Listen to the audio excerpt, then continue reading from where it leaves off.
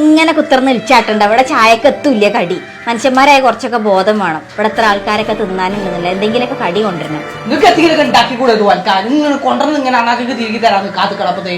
അതിനെന്താ ഇവിടെ ഉള്ള എടുത്ത് ഉണ്ടാക്കാൻ? ഇവിടെ ഇല്ലാത്തതേ. ഇവിടെ നിങ്ങൾക്ക് ഔല് കഴിച്ചൂടെ? നിങ്ങൾക്ക് അരി വറുത്തൂടെ? ഒരു പുകാട ഉണ്ടാക്കിക്കൂടെ?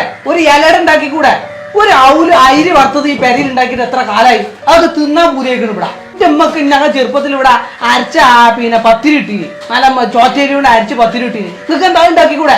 അതിനെന്ത് നിങ്ങൾക്ക് വാഷ് മെഷീനായി, മിക്സിയായി, എല്ലാ സൗകര്യമായി. പക്ഷെ നിങ്ങൾക്ക് ഒറ്റ ഒഴിവ് ചെയ്യാം. എല്ലാം ഇങ്ങനെ ഫ്രഷ് പുറത്തുനിന്ന് ഷവർമയും മറ്റേ ഷവായും സാൻഡ്വിച്ചും റോസ്റ്റും ഇങ്ങനെ വൈകുന്നേരത്തേക്ക് ഇങ്ങനെ കൊണ്ടുവന്ന് ഇങ്ങനെ അണ്ണാക്കി തിരികെ തരണം.